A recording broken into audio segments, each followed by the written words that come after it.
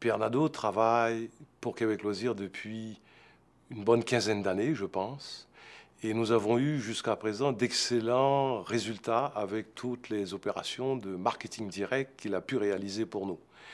Aussi bien au niveau de recrutement, d'acquisition, je dirais, d'acquisition de nouveaux adhérents, que de fidélisation, d'actions de fidélisation auprès des adhérents existants.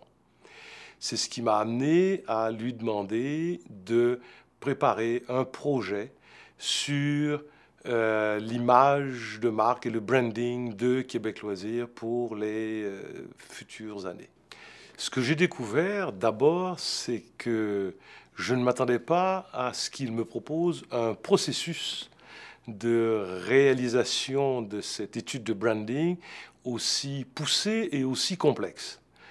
Ceci a donné lieu à une mobilisation d'une bonne partie des équipes de Québec Loisirs, car l'objectif, c'était, après tant d'années de présence de Québec Loisirs sur le marché du livre au Québec, c'était de trouver un concept qui corresponde bien à l'image que nous voulions faire passer auprès du public et de nos adhérents québécois. Cette opération de branding était un moyen aussi de développer un nouveau type de communication avec nos membres et de faire passer, je dirais, une image beaucoup plus moderne que ce que Québec Loisirs, puisque vu l'ancienneté de la maison. Nous sommes arrivés donc au concept qui convenait à l'évidence, qui paraissait tout à fait évident, mais qui était donc le rêve, la détente et le loisir.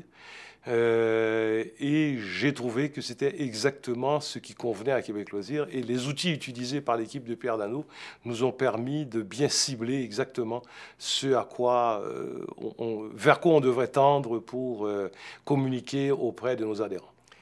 Cette expérience de travail, je l'ai vécue avec passion, je dois dire. Avec passion parce que pour moi, c'était un projet extrêmement important pour Québec Loisirs.